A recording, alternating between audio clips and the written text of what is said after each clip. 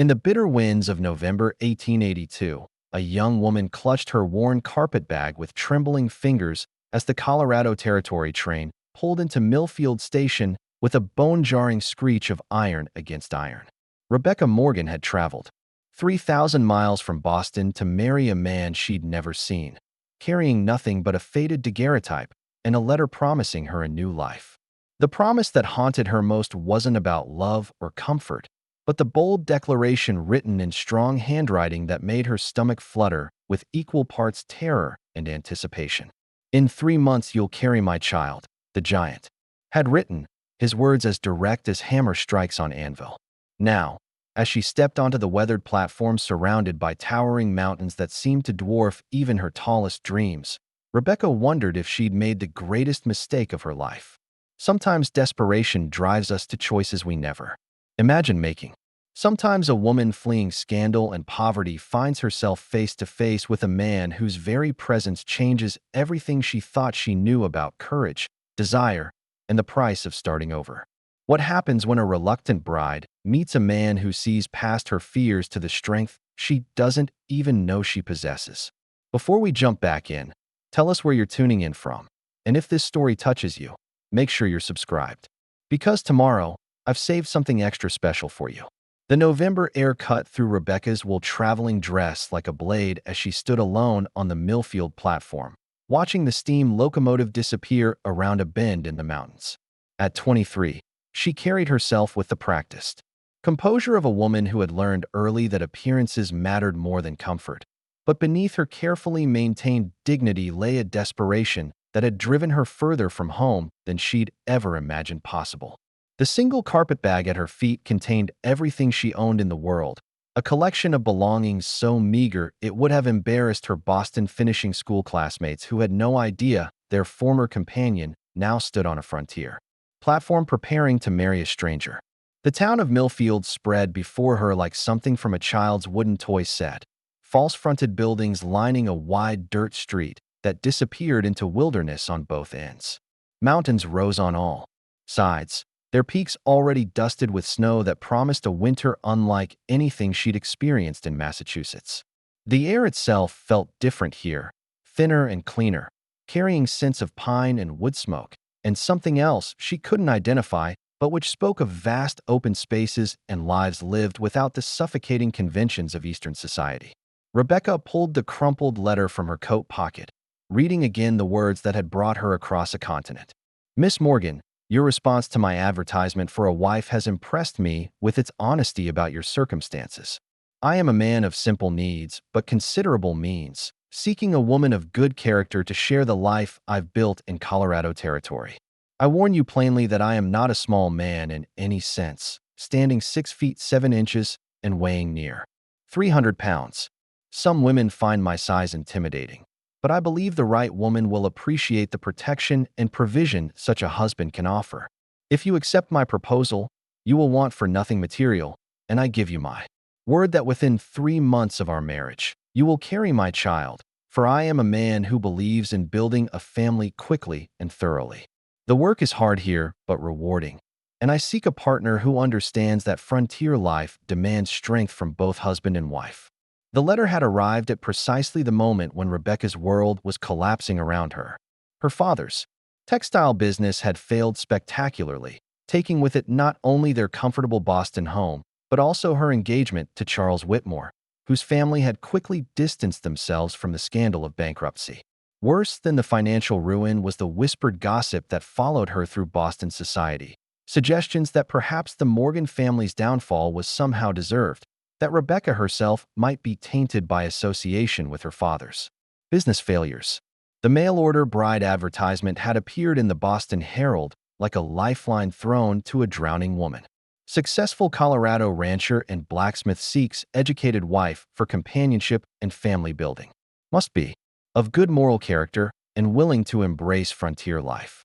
Financial security guaranteed for the right woman. Rebecca had stared at those words for 3 days before finding the courage to respond, her letter carefully crafted to present herself as exactly what any reasonable man might want while concealing the desperation that drove her to consider such a drastic step. Now, standing in the thin mountain air with the Preparing and narrating this story took us a lot of time. So if you are enjoying it, subscribe to our channel. It means a lot to us. Now back to the story. The reality of her decision settling around her like the approaching dusk, Rebecca wondered if courage or cowardice had brought her to this moment. The town was smaller than she'd expected, its buildings newer and rougher than anything in her experience. But there was an energy here that spoke of growth and possibility rather than the slow decay she'd witnessed in her father's final months of struggling against insurmountable debt. A massive figure emerged from the largest building on the main street, moving with surprising grace for someone whose shoulders seemed to fill the entire doorway. Rebecca's breath caught in her throat as she realized this had to be Daniel Harrison, the man whose letter had promised her security in exchange for partnership in building a frontier family. The daguerreotype she carried had suggested his impressive size, but seeing him in person was entirely different from studying a small photograph by lamplight in her Boston boarding house room. He stood at least 6 feet 7 inches as promised, with shoulders that spoke of years wielding hammer and tongs in his blacksmith shop. His dark hair was longer than would be fashionable in Boston, but suited the rugged environment of the Colorado mountains, and his beard was neatly trimmed despite its full growth. When he removed his hat and scanned the platform, Rebecca could see eyes that held intelligence and something that might have been kindness, though his expression remained carefully neutral as he searched for the woman who had traveled so far to become his wife. Rebecca forced herself to step forward, her legs unsteady from both the long train journey and the magnitude of what she was about to undertake. "Mr. Harrison," she called, her voice carrying more confidence than she felt. "I am Rebecca Morgan." Daniel Harrison turned at the sound of her voice, and Rebecca felt the full impact of his attention like a physical force. He was even larger up close, but his movements held a careful control that suggested he was constantly aware of his size and its potential to intimidate others. When he smiled, the expression transformed his face from merely imposing to genuinely attractive, and Rebecca felt an unexpected flutter of something that wasn't entirely fear. "Miss Morgan," he said, his voice a deep baritone that seemed to resonate in the mountain air. "I am pleased you arrived safely.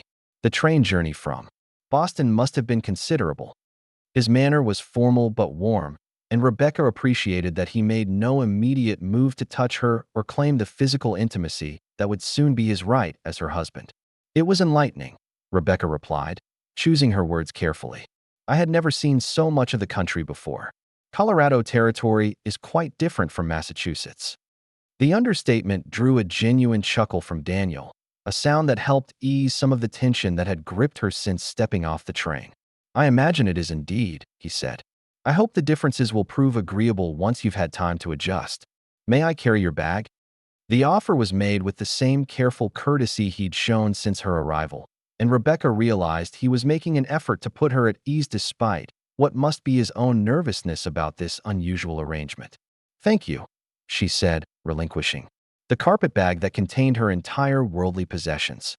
In his massive hands, it looked like a child's toy, and Rebecca found herself wondering what those hands would feel like when they inevitably touched her.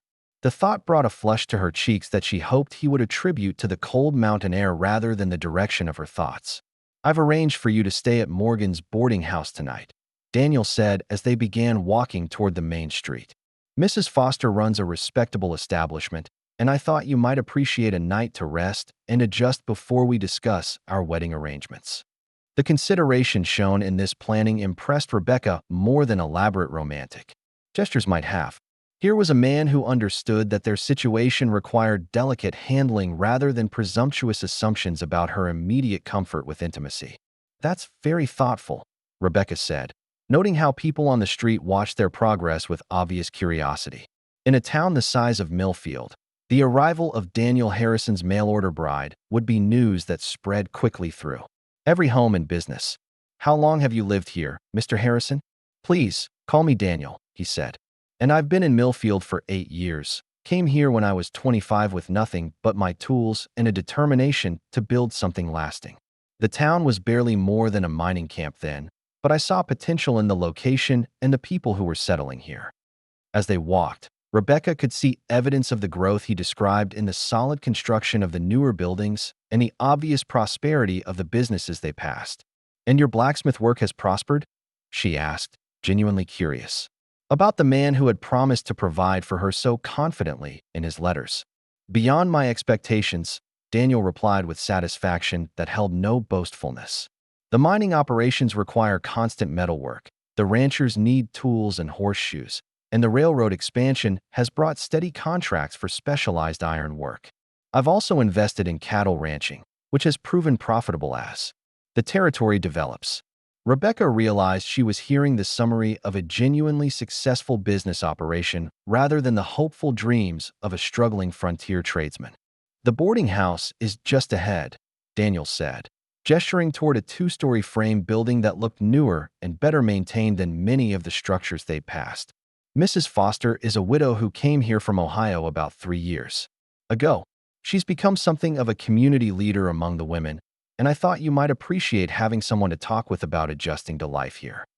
The consideration evident in this arrangement touched Rebecca more deeply than she'd expected.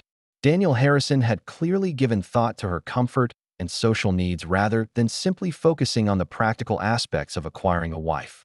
"You've been very thoughtful about my arrival," she said.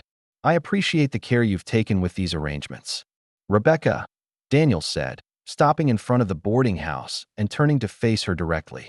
"I want you to understand that while our situation is unconventional, I have no intention of rushing you into anything that makes you uncomfortable. We'll take whatever time you need to become acquainted before we proceed with wedding plans." The unexpected gentleness in his voice contrasted sharply with the bold promises he'd made in his letters, and Rebecca found herself studying his face for signs of the man who had written so confidently about her carrying his child within 3 months. "That's very considerate," she said, "though I should mention that my circumstances don't really allow for extended delays. I have no resources for a prolonged stay, and returning to Boston is not a viable option for me." Daniel nodded, his expression suggesting he understood more about her desperate situation than she'd revealed in her letters. "Then we'll find a pace that works for both of us," he said. "But I want you to know that financial concerns should not pressure you into anything you're not ready for. I meant what I wrote about providing for your needs regardless of how quickly we proceed with other arrangements." The boarding house door opened to reveal a woman in her 40s with graying brown hair and a warm smile that immediately put Rebecca at ease. "You must be Miss Morgan," she said, extending her hand in greeting. "I'm Margaret Foster, and I'm delighted to welcome you to Millfield. Daniel has told me so much about your arrival." "Mrs. Foster," Rebecca replied, accepting the handshake. "Gratefully. Thank you for accommodating me on such short notice." "Nonsense," Margaret said briskly. "It's wonderful to have another educated woman in town. I've prepared my best room for you, and I hope you'll join me for supper so we can get acquainted properly." She turned to Daniel with obvious familiarity. "Will you be joining us, or are you giving Miss Morgan time to settle in?" "I think Miss Morgan might appreciate an evening to rest after her journey," Daniel said, though his tone suggested he was asking rather than assuming. "Perhaps we could meet for breakfast tomorrow to discuss our plans?" Rebecca felt a mixture of relief and disappointment at the suggestion.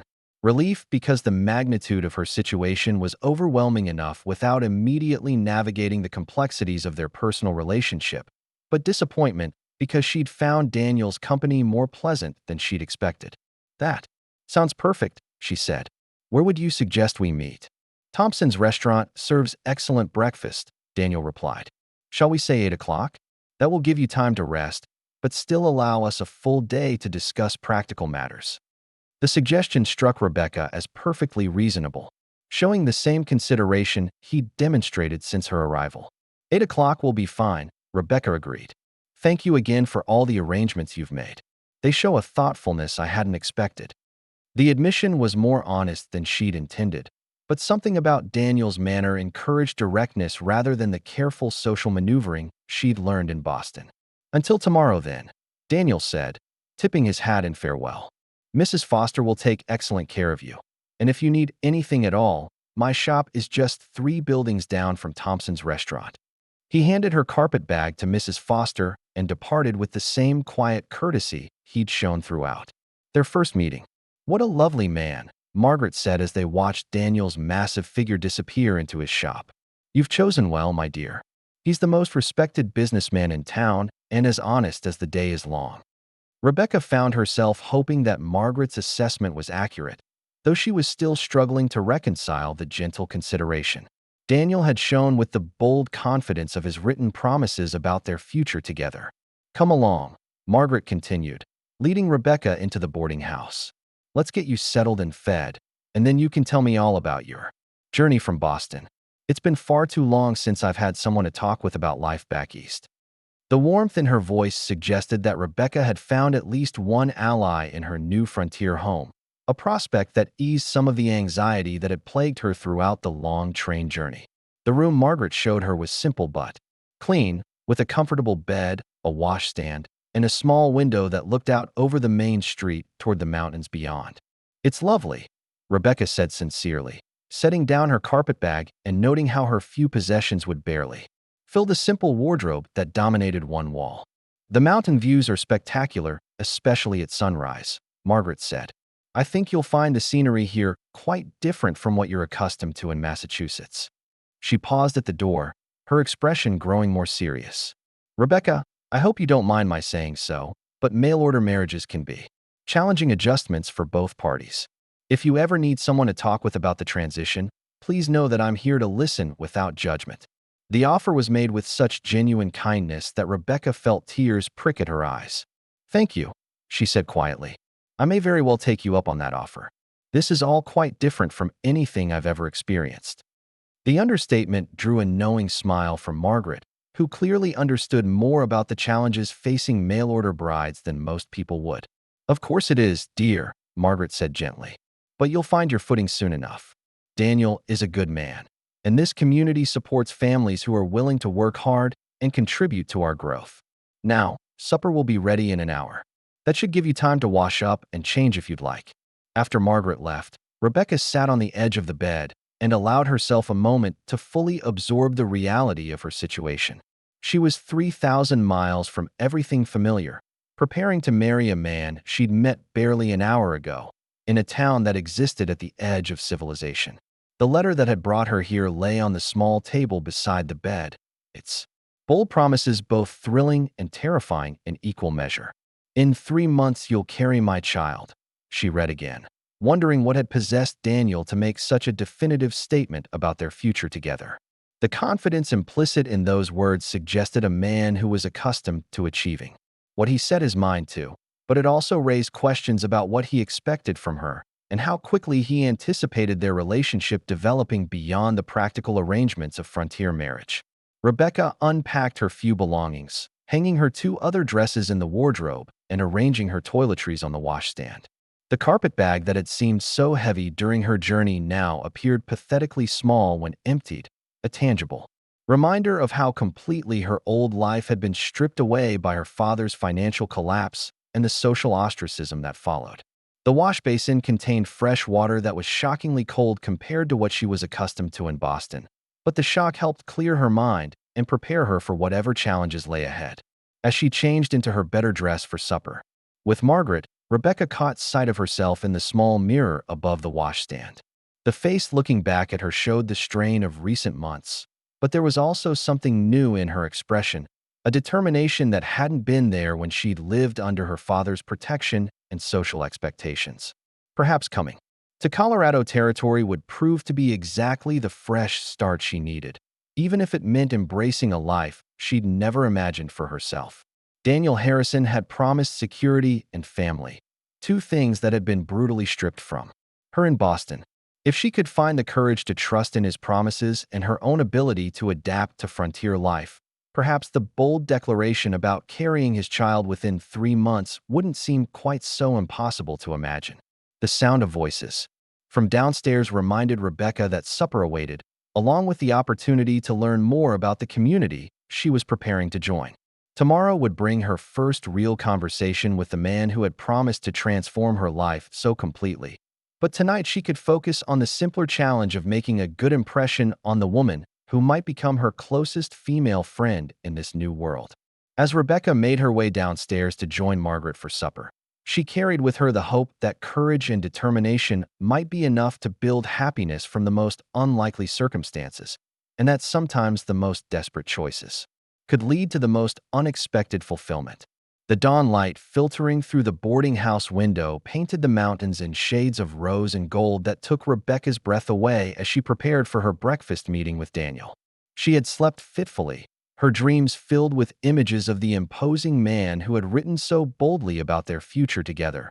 And now, as she arranged her hair in the simple style that had become necessary since her circumstances had changed so drastically, she wondered what this first real conversation would reveal about the man she was preparing to marry.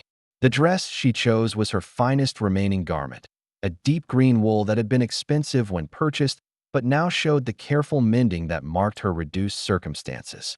Rebecca had learned to be skilled with a needle from necessity, rather than accomplishment, and while her repairs were nearly invisible, she was acutely aware of how far her wardrobe had fallen from the standards she had once maintained without thought. Margaret Foster's boarding house hummed with quiet activity as other guests prepared for their day, and Rebecca could hear the sounds of breakfast preparation from the kitchen below.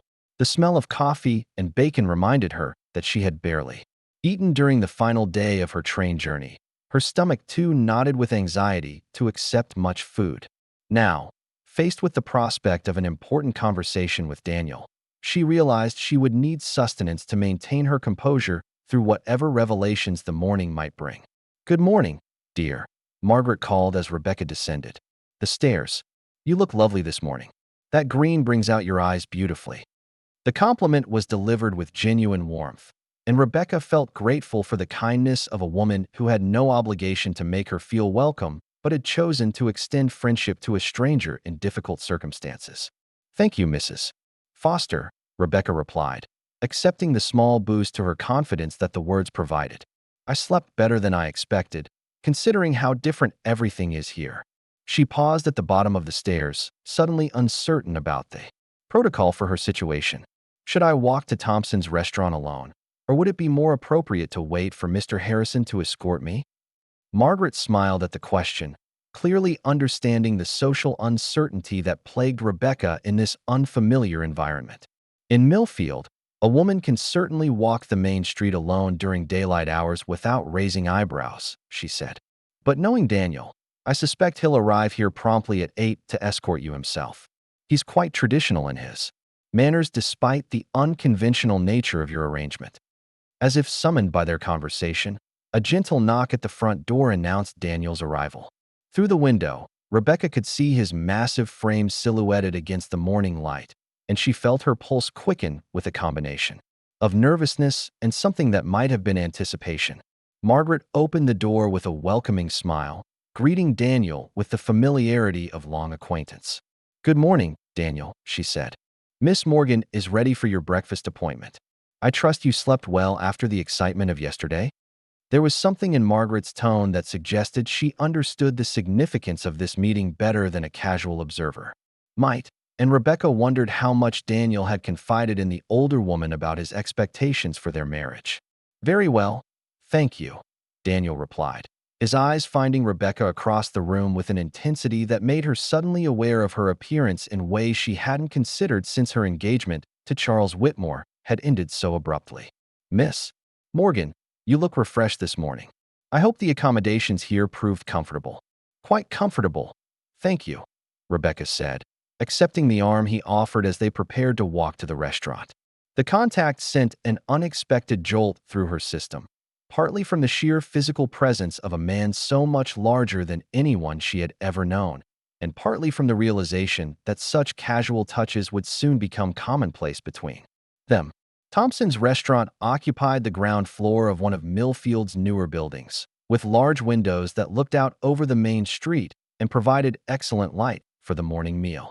The interior was simple but clean, with sturdy wooden tables and chairs that could accommodate even Daniel's impressive size without appearing fragile. Rebecca noted that several other patrons were already enjoying their breakfast, and she was conscious of the curious glances directed their way as Daniel guided her to a table near the window. "The pancakes here are exceptional," Daniel said as they settled into their seats. "Mrs. Thompson uses a recipe her mother brought from Kentucky, and she serves them with genuine maple syrup that comes from Vermont. I thought you might appreciate something that reminds you of New England." The thoughtfulness of this suggestion touched Rebecca more than elaborate gestures might have, showing as it did that Daniel had given consideration to her comfort and possible homesickness. "That sounds wonderful," Rebecca said, grateful for his guidance in navigating the menu and social customs of her new environment. "I confess I'm still adjusting to how different everything feels here. The mountains, the air, even the light seems different from what I knew in Boston." She paused, studying his face across the table. "How did you adjust when you first came to Colorado territory? Was the transition difficult for you as well?" Daniel's expression grew thoughtful as he considered her question, and Rebecca sensed that she had touched on memories that held both pain and satisfaction for him. "The transition was challenging," he admitted. "I came here with very little money and no connections, just my tools and a determination to build something that would last. The first winter nearly broke me, both financially and physically. I was living in a tent behind where my shop now stands, working 16-hour days trying to establish enough business to survive." The honesty of his answer impressed Rebecca, who had grown accustomed to men who preferred to present themselves as perpetually successful rather than acknowledging the struggles that had shaped their achievements. "What kept you going during those difficult months?" she asked, genuinely curious about the experiences that had formed the man sitting across from her. "Stubbornness, mostly," Daniel said with a self-deprecating smile, "and the knowledge that going back to Ohio would mean admitting failure to everyone who had predicted I would never amount to anything.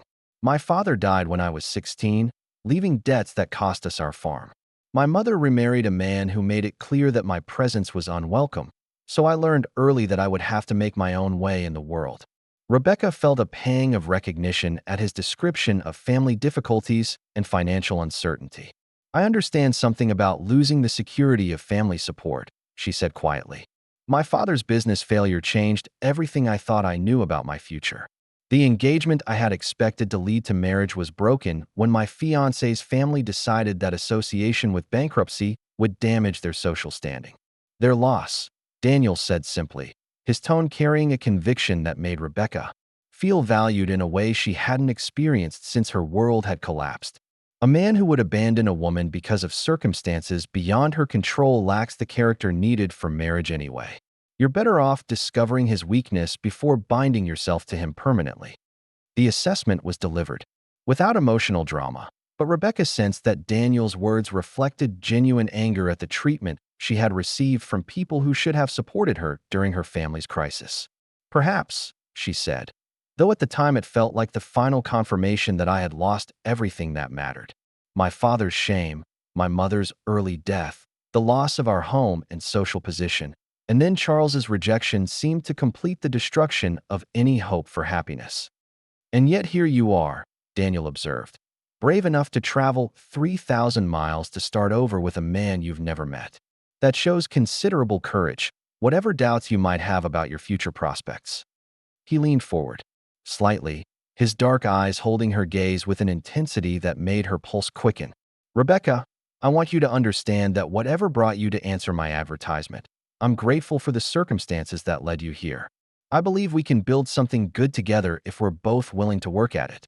The arrival of their breakfast provided a brief respite from the emotional intensity of their conversation, and Rebecca found herself grateful for the distraction of Mrs. Thompson's excellent pancakes and the strong coffee that helped clear her mind. As they ate, Daniel shared more details about his business operations and his vision for the future, painting a picture of steady growth and increasing prosperity that seemed almost too good to be true after the financial disasters that had destroyed her family. "The railroad expansion will bring new opportunities over the next few years," Daniel explained between bites of his meal. "There's talk of a spur line that would connect Millfield directly to the main Denver route, which would transform our access to markets and supplies. I've been positioning my business to take advantage of that growth, investing in additional land and equipment that will allow me to handle larger contracts." Rebecca found herself impressed by the scope of his planning and the obvious success of his strategies. "You've built something remarkable here," she said. "When you wrote about being able to provide security, I assumed you meant basic survival. What you're describing sounds like genuine prosperity." "It is," Daniel agreed without false modesty. "I've been fortunate in my timing and my decisions, but I've also worked harder than most men would be willing to work. The question now is, whether you're prepared for the kind of life that success here requires. It's not the genteel existence you would have known in Boston, even if your family's circumstances hadn't changed. The challenge in his words was delivered gently, but Rebecca understood that he was asking her to honestly assess her ability to adapt to frontier life. I've learned more about hard work in the past year than in all my previous years combined, she said. Managing a household on almost no money, taking and sewing to earn a few coins, caring for my father during his final illness, these experiences taught me that I'm capable of more than I had realized. Good, Daniel said, his approval evident in his expression, because what I'm offering you isn't just financial security. It's partnership in building something that will last beyond our own lives. The land I've acquired, the businesses I've established, the reputation I've built in. This community, all of that is meaningless if it doesn't continue into the next generation. Rebecca felt her cheeks warm as she realized he was approaching the subject that had dominated her thoughts since reading his bold promises in the letter that had brought her to Colorado territory. In your correspondence, you mentioned children, she said carefully. Your timeline seemed quite specific about when you expected that aspect of our marriage to develop. Daniel's expression grew more serious as he recognized the delicate nature of the topic they were approaching. I wrote those words because I believe in being direct about my expectations, he said. I'm 33 years old, Rebecca. I've spent 8 years building a foundation for a family, and I don't want to waste time with uncertainty about our goals. If we're going to marry, it should be with the clear understanding that we both want to create the next generation that will inherit what we build together. The intensity of his words sent a shiver through Rebecca that had nothing to do with the cool mountain air drifting through the restaurant windows. And you believe that 3 months is sufficient time for us to develop the kind of relationship that would make such intimacy natural? She asked, her voice barely above a whisper. I believe that 3 months is enough time for two people who are committed to building a life together to develop the trust and affection necessary for a successful marriage, Daniel replied. I'm not talking about the kind of romantic courtship you might have expected with your Boston fiancé. I'm talking about the practical foundation that strong frontier marriages are built on mutual respect, shared goals, and the determination to make our partnership work regardless of the challenges we face. Rebecca found herself studying his face as he spoke, looking for signs of the passion that had driven him to make such bold promises about their future together. What she saw was not the desperate longing of a lonely man, but the quiet confidence of someone who had carefully considered what he wanted and believed he could achieve it through determination and effort. You seem very certain that affection and trust can be developed on schedule, she observed. What if we discover that we're incompatible in temperament or interests? What if the physical aspects of marriage prove difficult for one or both of us? Daniel was quiet for a moment, clearly giving serious thought to her concerns. Those are valid questions, he said finally. But I believe that most marriage difficulties come from unrealistic expectations rather than genuine incompatibility. If we approach our relationship as a practical partnership with room for affection to grow naturally, we have a much better chance of success than couples who marry based purely on romantic feelings that may not survive the realities of daily life. The pragmatic nature of his approach was both reassuring and slightly disappointing to Rebecca, who had grown up with romantic notions about love and marriage that her broken engagement had already begun to challenge. So you're proposing a business arrangement that might eventually develop into something more personal? She asked. I'm proposing a marriage based on mutual benefit and respect that I believe will naturally develop into genuine affection and satisfaction for both of us, Daniel corrected. The physical aspects of marriage are important, but they work best when built on a foundation of trust and partnership rather than desperate passion that burns hot and then dies out. Rebecca found herself nodding at the wisdom of his words. Even as part of her wondered what it would feel like to be touched by a man whose hands could span her waist completely and whose presence dominated any room he entered. And if I agree to proceed with this arrangement, what would our courtship look like? How would we spend the time between now and our wedding? I would like to show you my property and my business operations, Daniel said. I want you to understand exactly what kind of life I'm offering and what your role in it would be. I'd also like you to meet the people who will be our neighbors and friends, so you can begin building the social connections that will make your transition easier.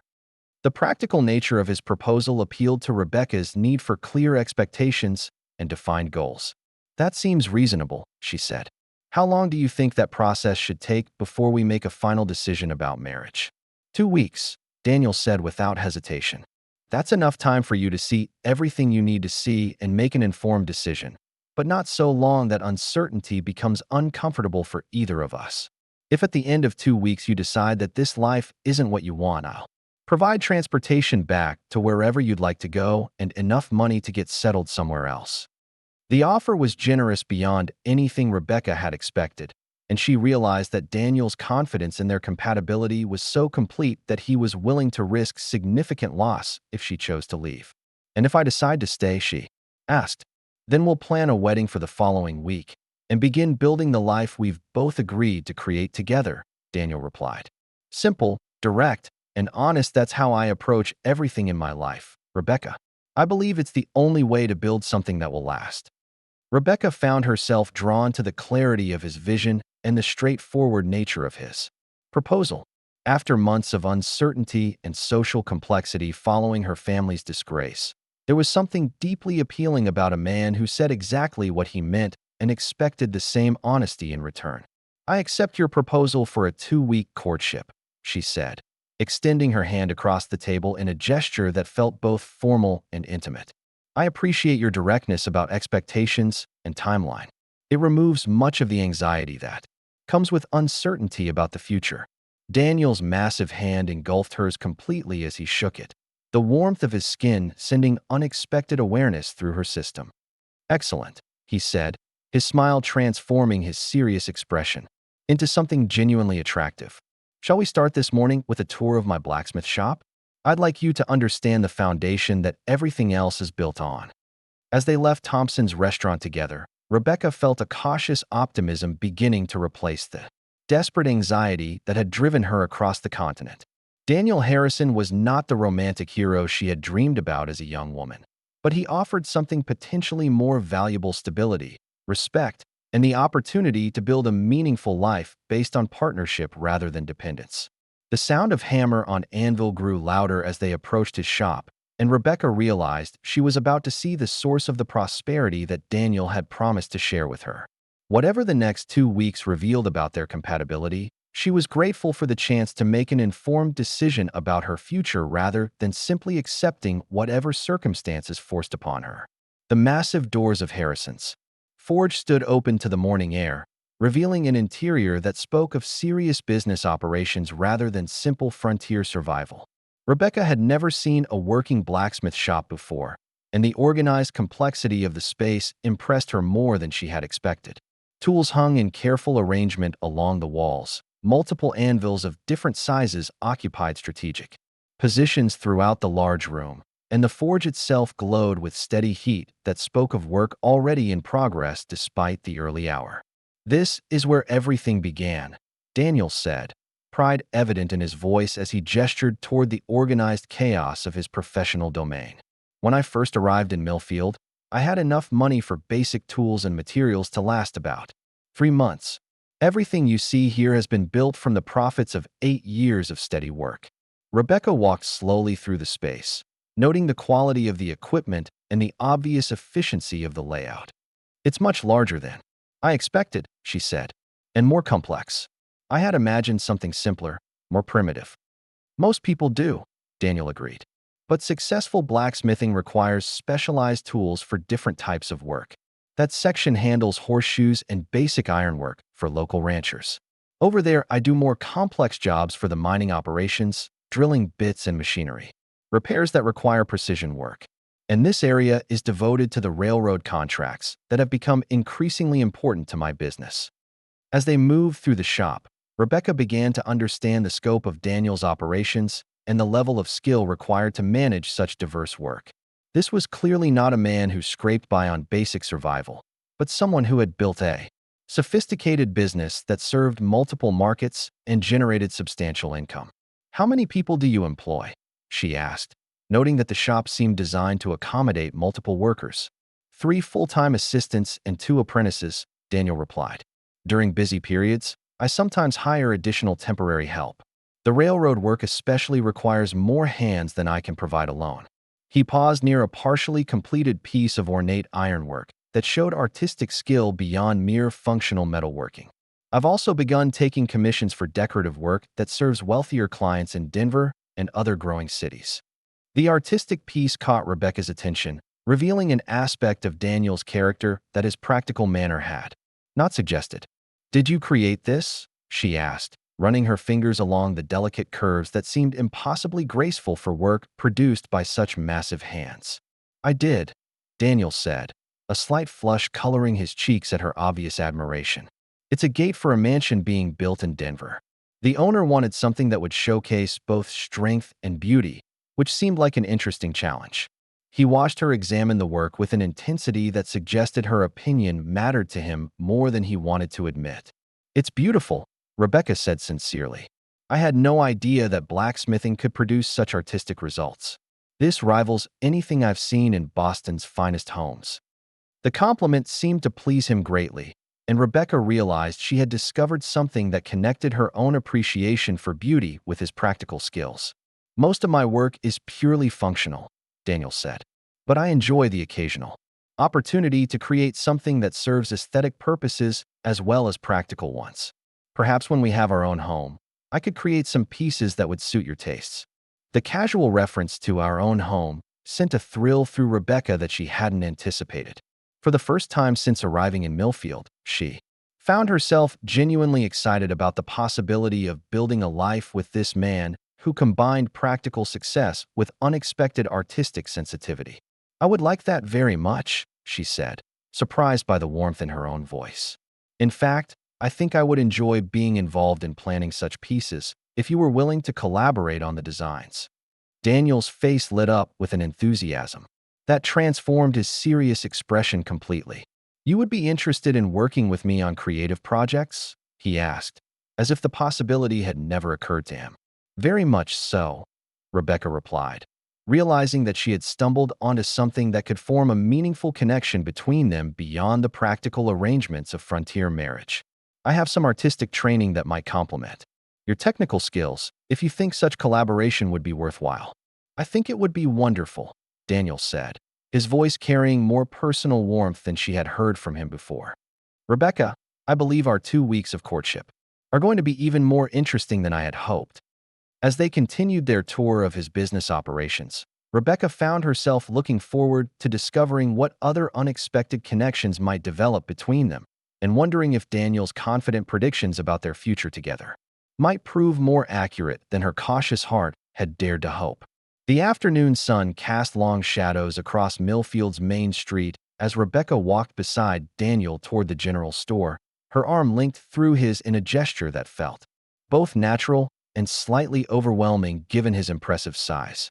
After their morning conversation at Thompson's restaurant, she found herself curious about the community that might become her new home, eager to understand the social dynamics that would shape her daily life if she chose to accept Daniel's proposal of marriage. Thompson's Mercantile occupied a prominent corner location, its large windows displaying an array of goods that spoke to the diverse needs of a growing frontier town. Rebecca could see bolts of fabric, household implements, mining supplies, and even a few luxury items that suggested Millfield's prosperity extended beyond mere survival. The bell above the door announced their arrival with a cheerful chime that drew the attention of several customers browsing among the well-stocked shelves. "Good afternoon," Daniel called a voice from behind the counter, belonging to a man in his 50s with graying hair and the comfortable bearing of someone who had found his place in the world. "And this must be Miss Morgan we've been hearing so much about."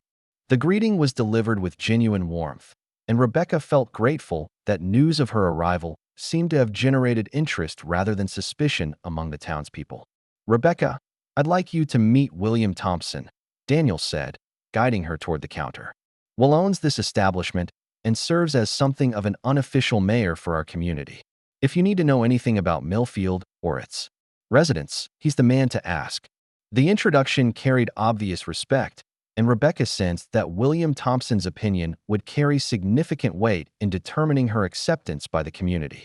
"Miss Morgan," William said, extending his hand with a firm grip that conveyed both welcome and assessment. It's a pleasure to meet you. I hope Daniel has been showing you the finer aspects of our little town. His eyes held the shrewd intelligence of a successful businessman, but there was kindness in his expression that put Rebecca at ease. He has indeed, Rebecca replied, accepting his handshake with the confidence she'd learned to project despite her uncertainty about her future. I'm quite impressed by what I've seen so far. Millfield seems to be a community with excellent prospects for growth.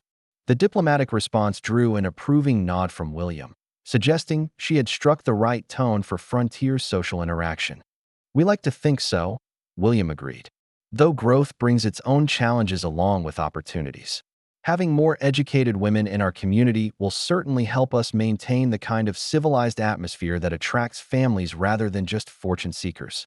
The comment seemed to be as much observation as compliment, and Rebecca understood that her presence represented something valuable to people who were working to build a stable community. Speaking of educated women, Daniel interjected, I believe Rebecca would benefit from meeting some of the other ladies who've helped establish Millfield's social foundations. Perhaps you could direct us towards someone who might be available for introductions this afternoon. The request was made casually, but Rebecca sensed that Daniel understood the importance of female friendships in determining her comfort with frontier life. Excellent idea, Williams said, his face brightening with the enthusiasm of a natural matchmaker. Mrs. Elizabeth Carter is usually at the church around this time, working on arrangements for Sunday services. She's become something of a pillar in our community since arriving from Illinois 3 years ago. And if you're looking for someone closer to your own age, Miss Victoria Hayes teaches our school and runs a small lending library from her home. Rebecca felt a surge of interest at the mention of educational and cultural activities. A lending library sounds wonderful, she said. I confess that access to books has been one of my concerns about frontier life. In Boston, I was accustomed to having several libraries within walking distance. The admission revealed more about her background than she'd intended, but William's expression suggested that education and culture were valued commodities in Millfield. Victoria will be delighted to meet someone who shares her passion for literature, William assured her. She's been working to expand our collection and establish regular discussion groups among the more educated residents. Your arrival might provide exactly the encouragement she needs to pursue those plans more aggressively. The prospect of intellectual companionship added another positive element to Rebecca's growing impression of her potential new home. As they browsed through the store's offerings, Rebecca found herself observing the other customers and noting the easy familiarity that characterized their interactions with William. These were clearly people who knew each other well and felt comfortable sharing both business concerns and personal news. The atmosphere reminded her of the close-knit neighborhoods she'd known in Boston before her family's financial collapse had forced them into less desirable areas where anonymity replaced community connection. Mrs. Foster mentioned that you might be interested in some fabric for new dresses, Williams said, guiding Rebecca toward a display of materials that showed surprising variety for a frontier establishment. We receive shipments from Denver regularly, and I try to stock items that will appeal to ladies with refined tastes. The selection included several beautiful pieces that would have been considered fashionable even in Boston, and Rebecca felt a flutter of excitement at the prospect of creating new clothing appropriate for her potential new life. These are lovely, Rebecca said, running her fingers along a bolt of deep blue wool that would complement her coloring beautifully. The quality is much better than I expected to find so far from major cities. She glanced at Daniel, uncertain about the propriety of discussing clothing purchases with a man who wasn't yet her husband. Please select whatever you need, Daniel said, understanding her hesitation. Consider it part of ensuring you have everything necessary for a proper assessment of life in Millfield. If you decide to stay, you'll want clothing suited to our climate and social expectations. If you choose to leave, you should at least have appropriate attire for wherever you go next. The generous offer was made matter-of-factly, without any suggestion that such purchases would create obligations. On her part, William Thompson watched this exchange with obvious approval, and Rebecca realized that Daniel's treatment of her was being noted by someone whose opinion carried weight in the community. Daniel's always been generous with people he cares about, William observed. It's one of the reasons he's earned so much respect here despite arriving as a stranger with nothing but his tools and determination. The comment prompted Rebecca to consider how Daniel's reputation might affect her own standing in Millfield. If he was genuinely respected for his character as well as his business success, marriage to him would provide social advantages beyond mere financial security. What was it like when Mr. Harrison first arrived? She asked William, curious about the early days that had shaped Daniel's position in the community. Interesting times, William replied with a chuckle. Daniel showed up in the middle of winter with a wagon full of blacksmithing equipment and enough supplies to last maybe a month. Most folks figured he'd be gone by spring, either frozen to death or scared off by the isolation and hard work. Instead, he set up that tent behind where his shop stands now and worked from dawn to dusk every day, even when the snow was knee-deep and the temperature dropped below zero. Rebecca found herself impressed by this picture of determination in the face of seemingly impossible challenges. What convinced you that he would succeed when others doubted? She asked. Several things, William said thoughtfully. First, the quality of his work was immediately obvious. When old Pete Miller brought in a broken plow blade that 3 other men had failed to repair properly, Daniel not only fixed it, but improved the design so it would be less likely to break again. Second, he never complained or made excuses when times were tough. And third, he always paid his debts promptly and treated everyone fairly, regardless of their social standing or ability to provide future business. The character assessment painted a picture of a man whose success had been earned through integrity and skill rather than luck or inherited advantages. Rebecca felt increasingly confident that Daniel's promises about providing security weren't empty boasts, but realistic assessments based on proven capability. He also showed considerable wisdom in his business decisions, William continued. While other newcomers focused on immediate survival, Daniel was always thinking ahead, positioning himself to take advantage of opportunities that others couldn't see coming. The railroad contracts he secured now were the result of relationships he started building 2 years ago, long before most people realized how important the railroad expansion would become. As they completed their shopping, Rebecca found herself feeling more optimistic about her prospects in Millfield. The community seemed to offer the kind of social connections and cultural opportunities that would make frontier life bearable, while Daniel's established reputation provided a foundation for her own acceptance among the townspeople. "Would you like to meet Mrs. Carter this afternoon?" Daniel asked as they prepared to leave Thompson's Mercantile. "She's usually quite welcoming to newcomers, and I think you'd find her perspective on life in Millfield valuable." The suggestion showed continued thoughtfulness about her need to develop female friendships, and Rebecca appreciated his understanding of social dynamics that many men ignored entirely. "I would like that very much," Rebecca replied.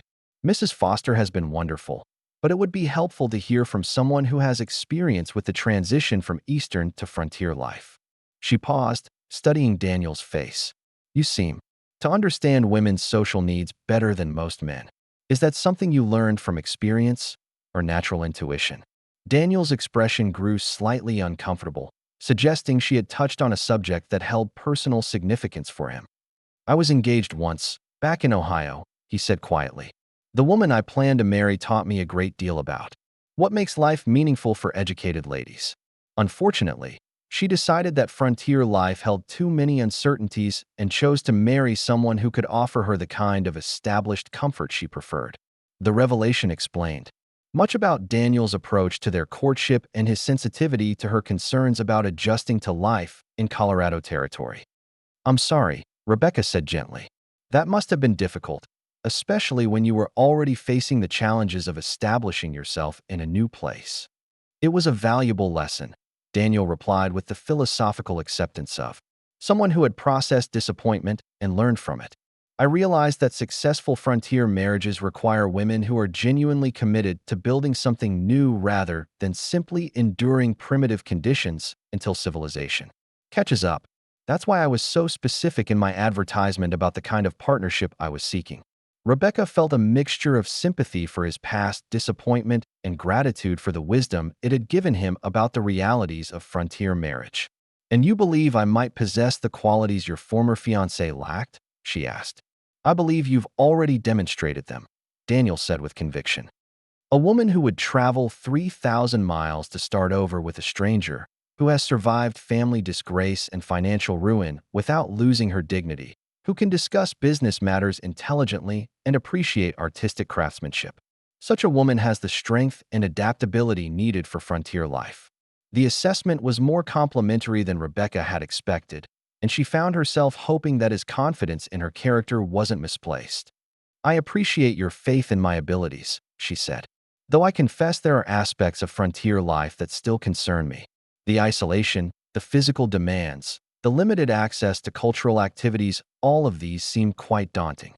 "Understandable concerns," Daniel agreed. "But consider what you've seen today. Millfield isn't the primitive outpost you might have imagined.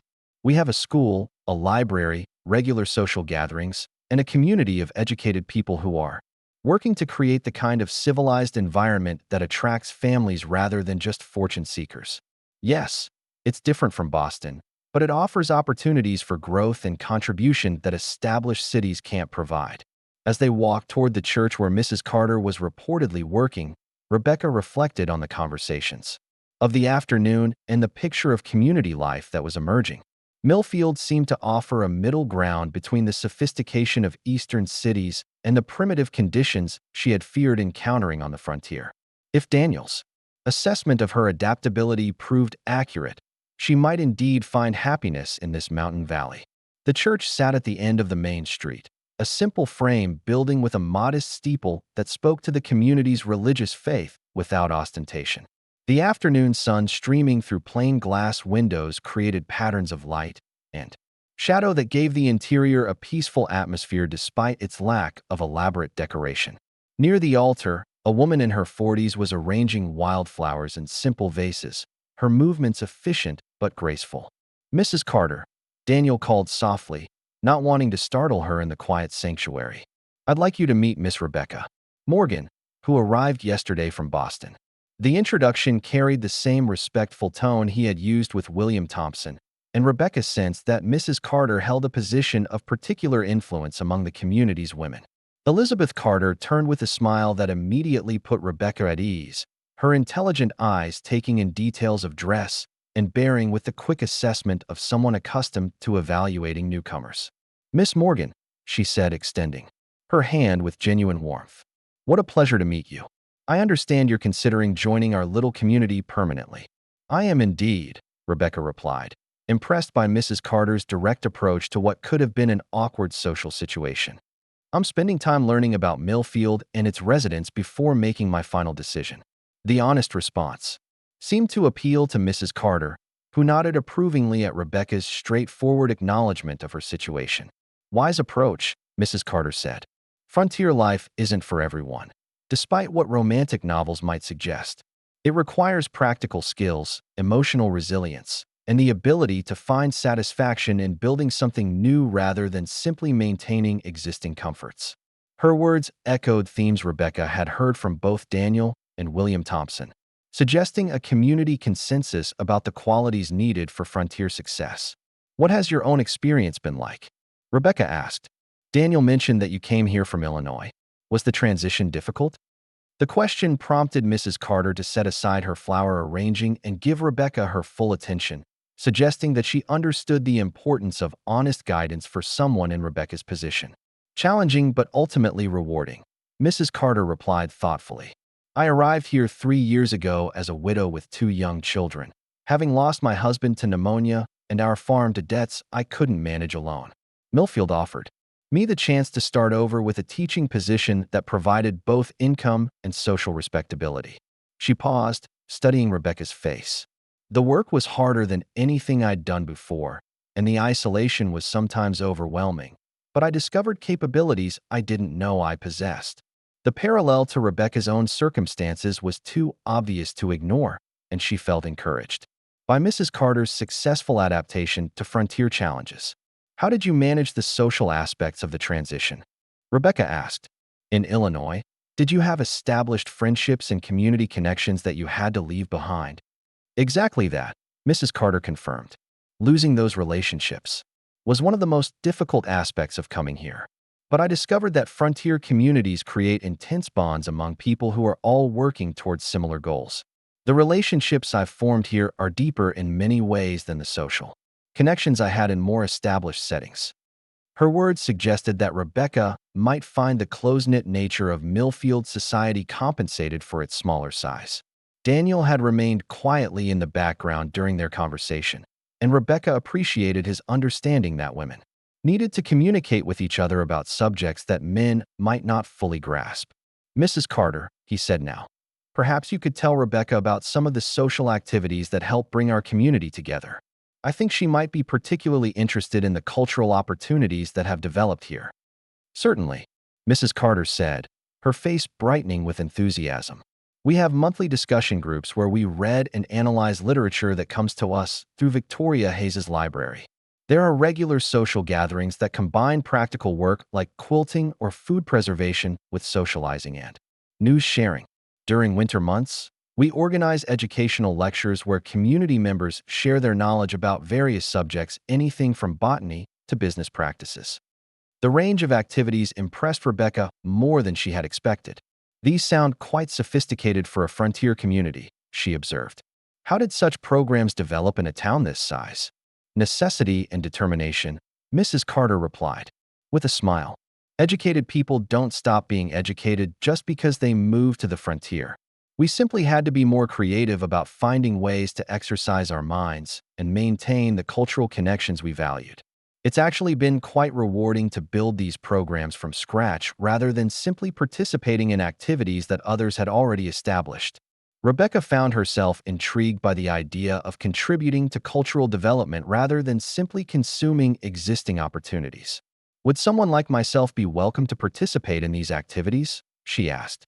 And perhaps even to contribute ideas or leadership, if appropriate.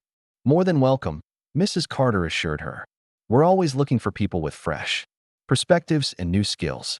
Your background in Boston would bring exactly the kind of experience that could help us expand and improve our cultural offerings.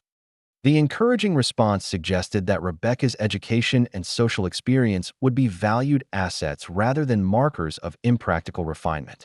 As their conversation continued, Rebecca began to understand that Millfield represented something unique among frontier communities, a place where practical necessity was balanced with cultural aspiration, where educated people were working to create the kind of civilized environment they had known in more established locations.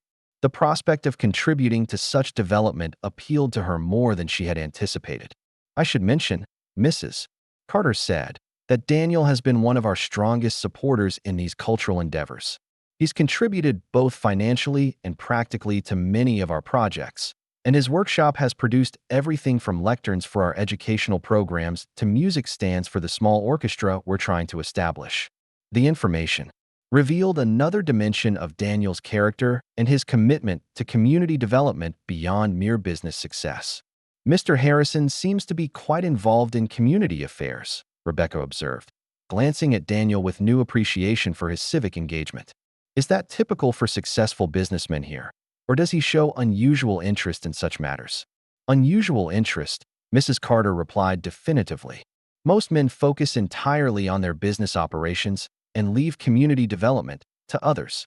Daniel has always understood that a thriving community benefits everyone, so he invests time and resources in projects that might not provide immediate returns but contribute to long-term growth and stability.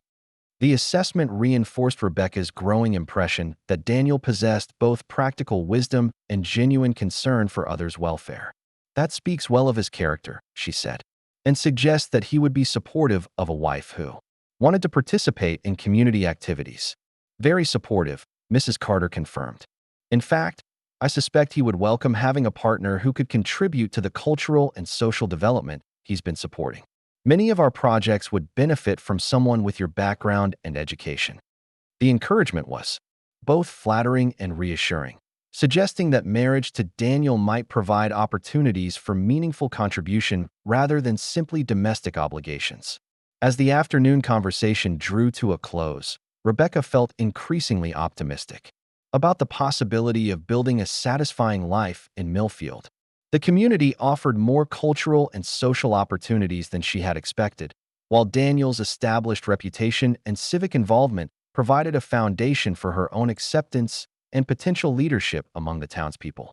Miss Morgan, Mrs. Carter said as they prepared to leave the church, I hope you'll consider joining us for our next discussion group meeting, regardless of what you ultimately decide about staying in Millfield. We're reading Nathaniel Hawthorne's latest work, and I think you might find our conversation stimulating. The invitation was both welcoming and intellectually appealing, offering Rebecca a chance to experience the cultural life of the community firsthand. I would enjoy that very much, Rebecca replied sincerely. When does the group meet?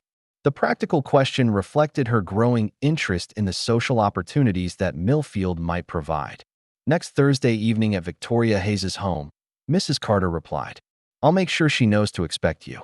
And Miss Morgan, please don't hesitate to call on me if you have questions about any aspect of life here. Those of us who have made the transition from East to Frontier understand the challenges and are always willing to help newcomers navigate the adjustment. As Rebecca and Daniel walked back toward the boarding house in the gathering dusk, she found herself feeling more confident about her ability to adapt to frontier life and contribute meaningfully to the community that might become her new home. The people she had met showed intelligence, warmth, and determination to create something better than mere survival, qualities that suggested Millfield might offer exactly the kind of fresh start she needed to rebuild her life with dignity and purpose. The morning of Rebecca's 8th day in Millfield dawned with an unseasonable warmth that seemed to promise change in more ways than one. She stood at the window of her boarding house room, watching the early light paint the mountains in shades of amber and rose, while her mind wrestled with the weight of the decision that loomed ever closer. In less than a week, she would need to give Daniel her final answer about marriage, and despite all the encouraging signs she had discovered about both him and the community, fear still coiled in her stomach like a living thing. The knock at her door came earlier than expected, and Rebecca opened it to find Margaret Foster holding a telegram with an expression that mixed concern with barely contained curiosity. This arrived for you on the morning train, Margaret said, extending the yellow paper with obvious reluctance. I hope it doesn't contain troubling news from home. The older woman's eyes held the kind of worried kindness that suggested she had grown genuinely fond of Rebecca during her stay. Rebecca's hands trembled slightly as she accepted the telegram, her mind immediately racing through the possibilities of what news from Boston might mean for her carefully laid plans. The return address indicated it came from her former landlady, Mrs. Abernathy, the only person in her old life who knew her current location. With growing dread, Rebecca unfolded the message and read words that struck her like physical blows.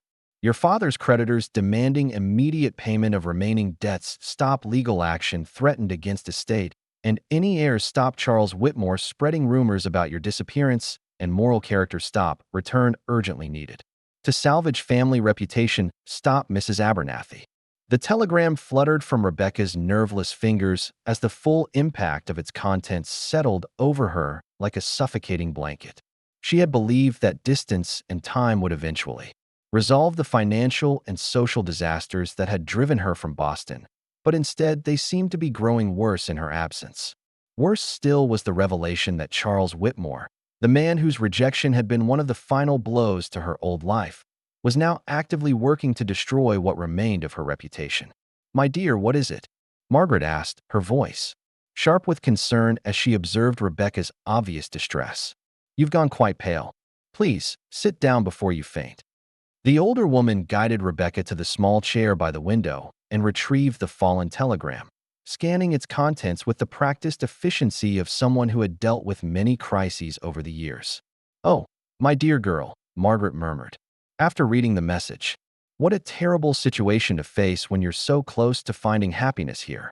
She knelt beside Rebecca's chair, her expression mixing sympathy with the practical concern of a woman who understood the harsh realities that frontier women often faced. But surely these matters can be resolved without requiring your personal presence? Creditors can be negotiated with through correspondence, and gossip eventually dies down if it's not fed by continued drama. Rebecca shook her head, her mind already calculating the impossible mathematics of her situation. You don't understand the Boston social environment, she said quietly. Charles Whitmore's family has significant influence in business and social circles.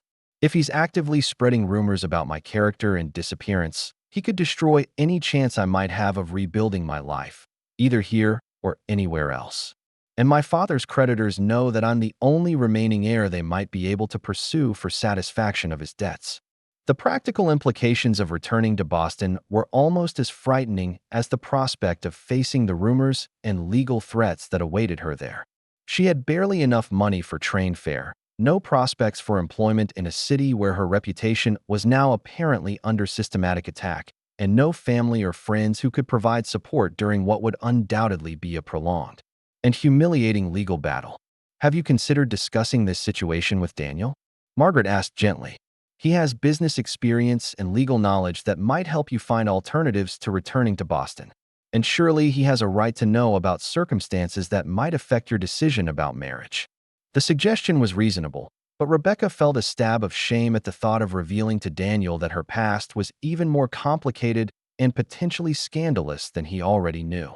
How can I tell him that the woman he's considering marrying is not only penniless and disgraced, but also potentially liable for debts she had no part in creating? Rebecca asked, her voice breaking slightly. How can I ask him to take on a wife who comes with legal troubles and social scandal that could damage his own reputation in this community? The questions hung in the air between them, highlighting the cruel irony of her situation just as she had begun to hope for genuine happiness. Her past was reaching out to destroy it.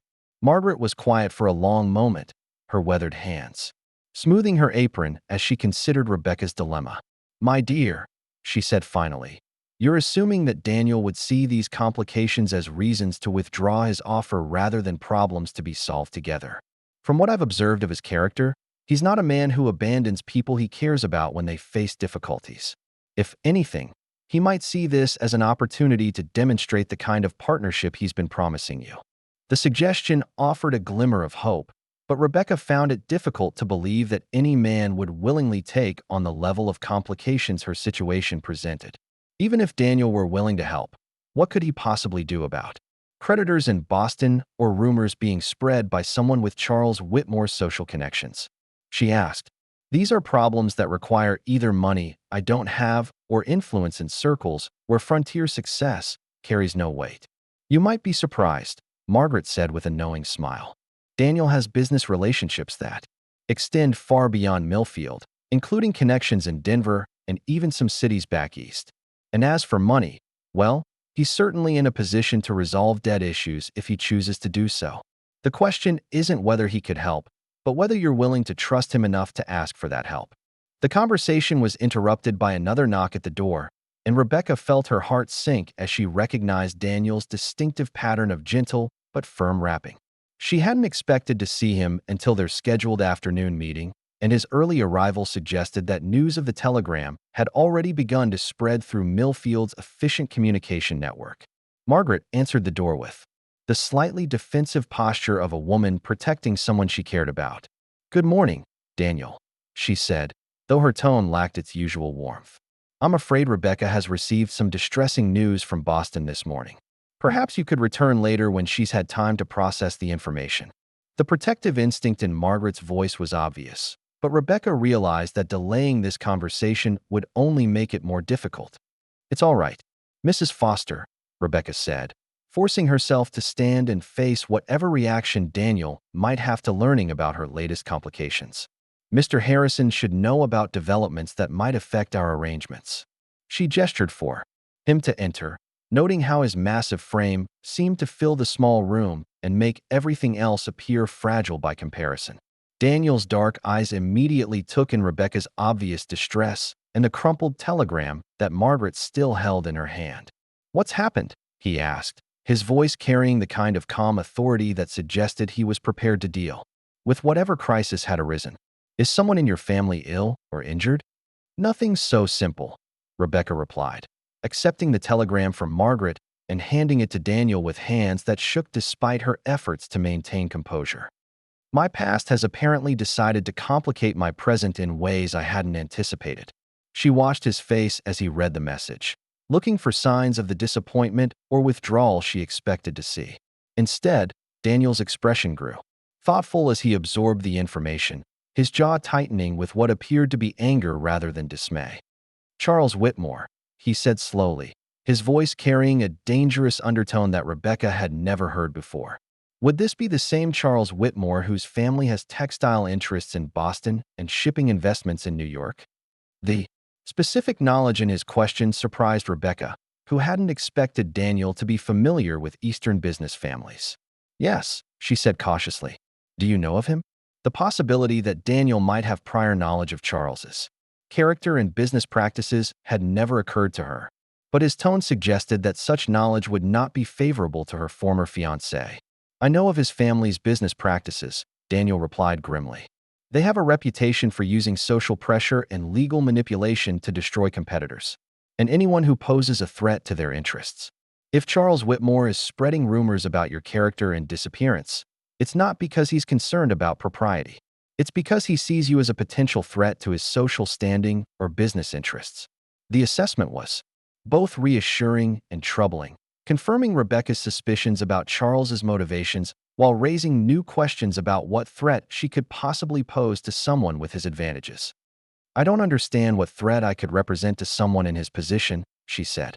"I have no money, no social connections, and no ability to affect his business or personal interests."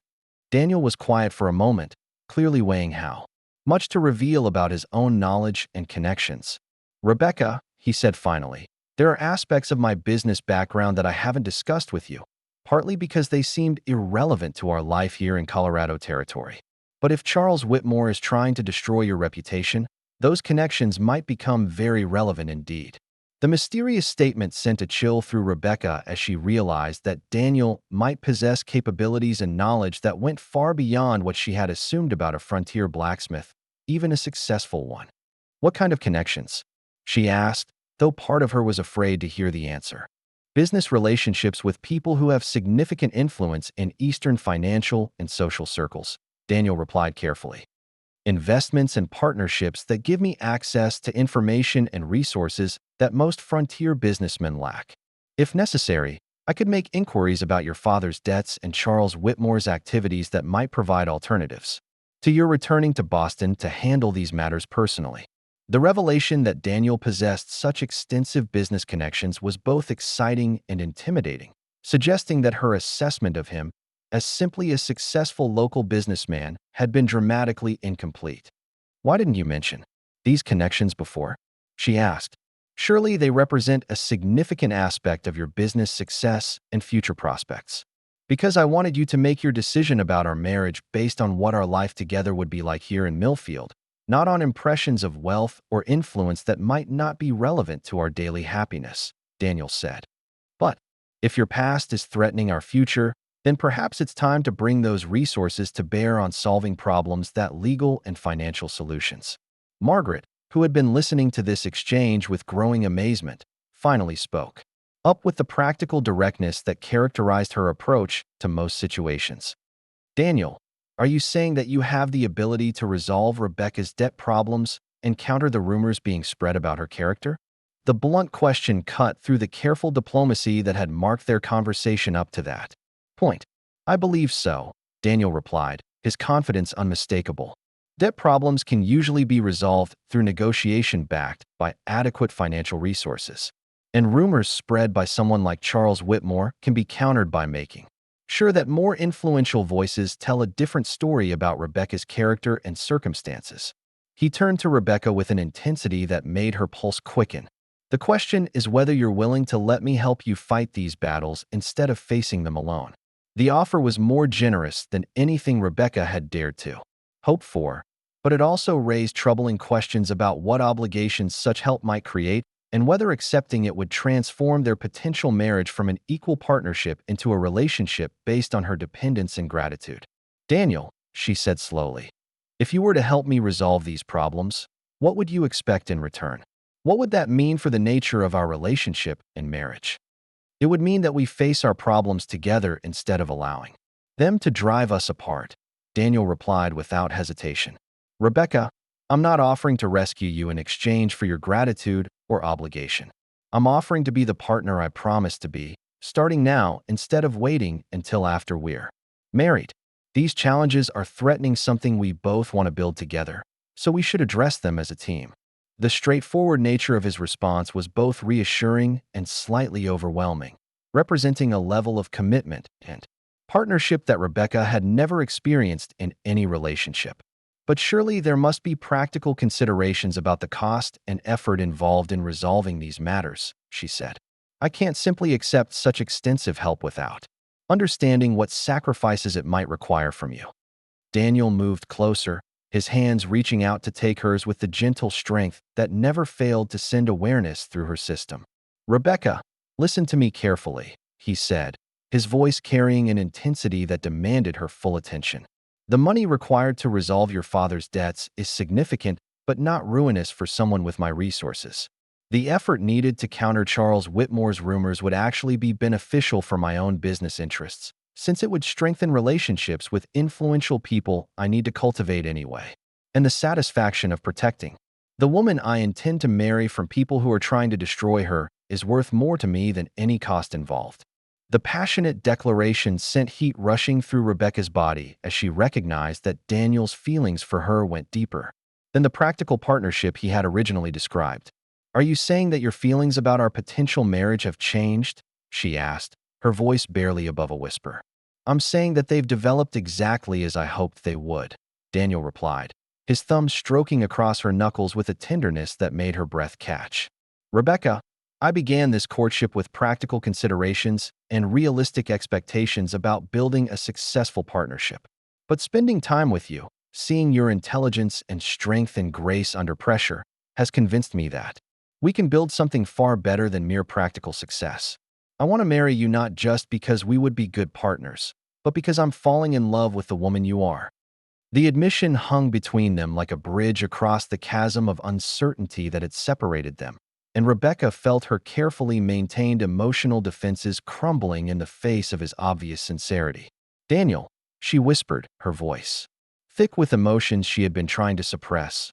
I never expected to feel this way about someone I met through a mail-order advertisement. But you've shown me kindness and respect and partnership that I didn't know was possible. If you're truly willing to help me resolve these problems from my past, then yes, I want to build a future with you. The relief and joy that flooded Daniel's expression was unmistakable as he lifted her hands to his lips and pressed gentle kisses to her fingertips. Then we'll face whatever Charles Whitmore and your father's creditors can throw at us, he said with quiet determination. And we'll do it together, as partners who are committed to protecting what we're building. Margaret, who had been watching this emotional exchange with obvious satisfaction, cleared her throat delicately to remind them of her presence. This is all very romantic, she said with a smile that took any sting out of her words. But we should probably discuss practical steps for addressing these immediate threats. Rebecca, do you have copies of your father's business records or debt documentation that might help Daniel understand exactly what financial obligations are involved? The practical question helped ground Rebecca's emotional response and focus, her mind on the steps that would need to be taken to resolve her situation. I have some papers that my father gave me before his death, she said, but I'm not sure how complete they are. He was quite ill during his final weeks, and his record-keeping had suffered during the months when his business was failing. Whatever documentation you have will be a starting point, Daniel said. I can arrange for a thorough investigation of the debts and legal claims conducted by attorneys who specialize in resolving complex estate matters. If necessary, we can also hire investigators to document Charles Whitmore's rumor campaign and gather evidence of any illegal or unethical tactics he might be using. The scope of Daniel's proposed response was impressive but also slightly intimidating, suggesting resources and capabilities that went far beyond what Rebecca had imagined about her frontier suitor. Daniel, she said carefully, I'm beginning to realize that I know much less about your background in business operations than I thought. If we're going to be partners in resolving these problems, shouldn't I understand more about the resources and connections you're proposing to use? Daniel nodded, his expression growing more serious as he recognized the importance of her question. You're absolutely right, he said.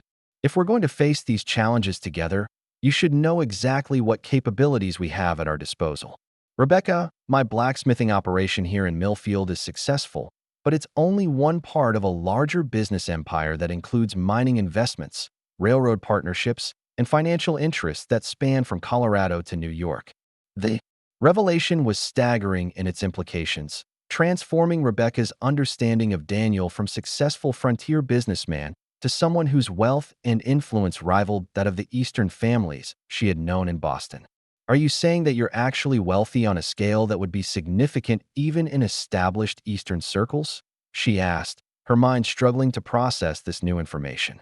I'm saying that I have resources sufficient to resolve your immediate problems and build the kind of life together that we both want, Daniel replied diplomatically. The specific details of my business holdings are complex and not immediately relevant to our personal relationship. What matters is that you understand I'm offering help from a position of genuine capability, not making promises I can't keep.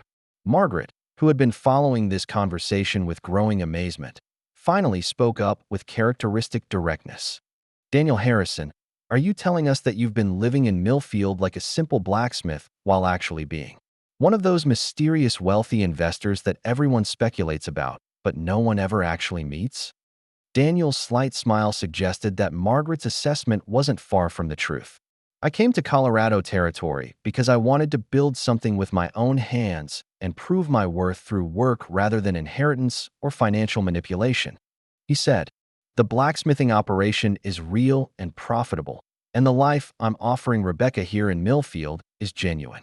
But yes, I also have other resources that can be brought to bear when circumstances require them. Rebecca found herself both thrilled and slightly overwhelmed by this revelation about the man she was preparing to marry. The practical implications were encouraging, suggesting that their life together would be free from the financial worries that had plagued her family, but the social implications were more complex. Daniel, she said slowly, if you have the kind of wealth and connections you're describing, why did you choose to seek a wife through a mail-order advertisement rather than through more conventional social channels? Because conventional social channels and wealthy circles are primarily concerned with family connections, financial advantages, and social positioning rather than genuine compatibility and partnership, Daniel replied with obvious distaste. I wanted a wife who would choose me for the man I am rather than the money I have. Someone who could build a life based on mutual respect and shared goals rather than social expectations and material advantages. The explanation made sense and was actually quite flattering, suggesting that Daniel had specifically sought the kind of authentic relationship that Rebecca's broken engagement had taught her to value. And you believe that knowing about your wealth won't change how I feel about you or our potential marriage? She asked. I hope it won't, Daniel said, his eyes searching her face for signs of how this revelation was affecting her feelings toward him. Rebecca, the life I'm offering you in Millfield is real regardless of what other resources I might have available. I want us to build our happiness based on partnership and affection, not on financial advantages or social positioning. The money is simply a tool that can help us solve problems and build the future we want together. Rebecca found herself nodding as she recognized the wisdom of his approach and the sincerity of his commitment to building their relationship on authentic foundations. Then let's use that tool to solve the problems that are threatening our future, she said with growing confidence. I want to marry you, Daniel Harrison, whether you're a simple blacksmith or a wealthy investor. But I'm grateful that we have resources to fight the people who are trying to destroy what we're building together. The smile that spread across Daniel's face was radiant with relief and joy as he pulled her into his arms for the first time, holding her against his massive frame with a gentleness that spoke of careful restraint and deep affection. In that case, he said, his voice rough with emotion, let's start planning our wedding along with our strategy for dealing with Charles Whitmore and your father's creditors. I suspect both projects will require careful attention to detail and absolute commitment to success. As Rebecca melted into Daniel's embrace, feeling truly safe and protected for the first time since her father's business had begun to fail, she realized that her desperate flight from Boston had led her not just to refuge, but to the kind of partnership and love she had never dared to hope for. The challenges that awaited them were significant, but for the first time in months, she felt confident that they could be overcome through the combined strength of two people who were committed to building something beautiful together. The telegram that had threatened to destroy her newfound happiness now seemed like merely another obstacle to be overcome, no match for the resources and determination that she and Daniel could bring to bear against their enemies. Charles Whitmore and her father's creditors had no idea what kind of forces they were about to face, and Rebecca found herself looking forward to the moment when they discovered that their intended victim had found not just refuge, but powerful allies in the process. 3 months later, the June mountain air carried the scent of wildflowers and new grass as Rebecca Harrison stood in the doorway of their newly completed home, her hand resting protectively over the gentle swell of her belly that confirmed Daniel's bold prediction had come to pass exactly as promised. The wedding had taken place just 2 weeks after the telegram crisis, conducted by Reverend Patterson in a ceremony that the entire community of Millfield had attended with enthusiasm that bordered on celebration. The intervening months had proven Daniel's confidence in his business connections to be well-founded. Charles Whitmore's rumor campaign had collapsed within days of Daniel's Eastern associates beginning their own quiet inquiries into the Whitmore family's business practices, revelations that made Charles suddenly eager to distance himself from any controversy involving Rebecca's reputation. Her father's creditors had accepted a settlement negotiated by Daniel's attorneys that cleared all outstanding debts while preserving her legal standing and social reputation. But more significant than these practical victories was the transformation that had occurred in Rebecca's understanding of marriage, partnership, and the possibilities for happiness that could emerge from the most unlikely circumstances. The man who had promised her security and family had delivered far more than either, creating a relationship that combined passion with respect, ambition with tenderness, and shared goals with individual growth in ways she had never imagined possible. The house they now shared sat on a rise overlooking Daniel's expanded ranch operations, its construction a collaboration between his practical knowledge of frontier building and her refined understanding of domestic comfort and aesthetic appeal. Every room reflected their joint planning and mutual compromise, from the large kitchen designed to accommodate both entertaining and efficient daily meal preparation to the library, where Daniel's technical manuals shared shelves with Rebecca's collection of literature and poetry. Mrs. Harrison. Daniel called from the workshop he had built adjacent to their home, his voice carrying the warm satisfaction of a man who had found exactly the life he wanted. Could you spare a moment to examine the cradle before I apply the final finish? I want to make sure the proportions meet with your approval. The request was typical of their partnership, with Daniel consistently seeking her input on projects that affected their shared domestic life. Rebecca walked carefully down the path to the workshop, her pregnancy making her more cautious about uneven ground, but not preventing her from maintaining active involvement in all aspects of their expanding household operations. The cradle that awaited her inspection was a masterpiece of both craftsmanship and artistic design, incorporating the same attention to beauty and function that characterized all of Daniel's creative work. "It's magnificent," she said sincerely, running her fingers along the smooth wood that had been carved with delicate patterns of mountain flowers and soaring eagles. "Our child will sleep like royalty in such a beautiful bed." The satisfaction in Daniel's expression at her praise reminded her daily of how much her opinion mattered to him, how completely their partnership was based on mutual respect and shared decision-making. "I wanted something that would last for generations," Daniel said, stepping beside her to examine his handiwork with the critical eye of a perfectionist. "When our children have children of their own, I want them to know that their grandfather created this with his own hands, thinking of family and legacy and the importance of building things that endure." The sentiment reflected the long-term thinking that characterized all of Daniel's planning, his constant focus on creating foundations that would support not just their immediate happiness, but the welfare of future generations. The sound of approaching horses drew their attention to the main road, where a small caravan was making its way toward Millfield with the purposeful pace of people who had specific business to conduct. Rebecca recognized the lead rider as Jonathan Pierce, a well-dressed man who had arrived in town 3 days earlier claiming to be an old business associate of Daniel's from his early days in Colorado Territory. From the moment of Pierce's arrival, Rebecca had sensed something unsettling about the man's manner and motivations. His questions about Daniel's business operations seemed too detailed for casual interest, and his attempts to engage her in private Conversation had a quality that made her distinctly uncomfortable.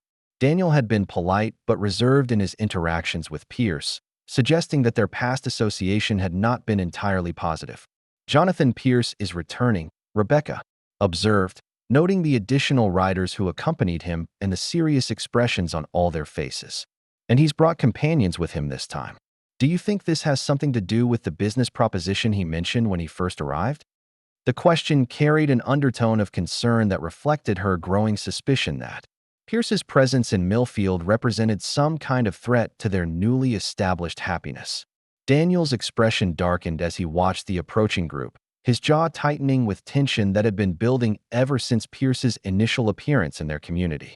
I suspect it has everything to do with Jonathan's tendency to view other people's success as opportunities for his own enrichment, he said grimly. He's never been able to accept that some people actually earn their prosperity through honest work rather than manipulation and schemes designed to exploit others' efforts. The assessment confirmed Rebecca's instinctive dislike of Pierce, while raising new concerns about what specific threat he might pose to their family and business operations. "What kind of history do you have with him?" she asked. "And what power? Does he have to cause problems for us here in Millfield?" The practical questions reflected her growing understanding that frontier success often attracted predators who sought to profit from others' achievements. "Jonathan and I were briefly partners during my first year in Colorado Territory," Daniel explained, his voice carrying the distaste of someone recalling an unpleasant memory. "He had access to capital that I needed for equipment purchases, and I had the skills and work ethic necessary to build a profitable operation. Unfortunately, I discovered that his idea of partnership involved him providing minimal investment while claiming majority ownership of everything we built together." The revelation explained much about Daniel's careful approach to their own relationship and his insistence on clear agreements about expectations and responsibilities. "How did you resolve that partnership?" Rebecca asked, though she suspected the answer would not be entirely pleasant. "I bought out his interest and dissolved our association," Daniel replied. "It cost me most of my savings at the time, but it was necessary to maintain control over my own business operations and reputation." Jonathan was furious about losing what he considered a guaranteed source of income, and he's apparently never forgotten or forgiven what he sees as my betrayal of our agreement. The approaching riders had reached the boundary of their property, and Rebecca could see that Pierce was indeed accompanied by 3 other men whose appearance and bearing suggested they were not casual travelers or legitimate businessmen. "Daniel," she said quietly, her hand moving instinctively to her belly. "Those men don't look like people who have come here for polite conversation about old business relationships." "No, they don't," Daniel agreed, his voice taking on the hard edge that appeared whenever he faced threats to his family or property. "Rebecca, I want you to go into the house and stay there until this conversation is finished. If things go badly, I want you prepared to send word to Sheriff Hayes immediately." The protective instinct in his voice was unmistakable, and Rebecca felt both grateful for his concern and frustrated by the helplessness of her situation. "I'm not leaving you to face whatever this is alone," she said firmly. "We've faced every other challenge as partners, and I'm not going to hide in the house while Jonathan Pierce and his companions threaten everything we've built together." The declaration reflected the strength and determination that had carried her through the transformation from desperate mail-order bride to confident frontier wife and business partner. Daniel's expression showed both pride in her courage and concern for her safety as he considered the best way to handle the approaching confrontation. "All right," he said finally, "but stay close to me and be prepared to run for help if I tell you to. I don't trust Jonathan's companions, and I won't risk your safety or our child's welfare to protect my pride or property." Pierce and his companions reined in their horses at the edge of the workshop area, their positioning clearly calculated to appear intimidating while maintaining the pretense of a social visit. Jonathan Pierce himself dismounted with the theatrical flair of a man who enjoyed being the center of attention, his expensive clothing and confident manner contrasting sharply with the rough appearance of his companions.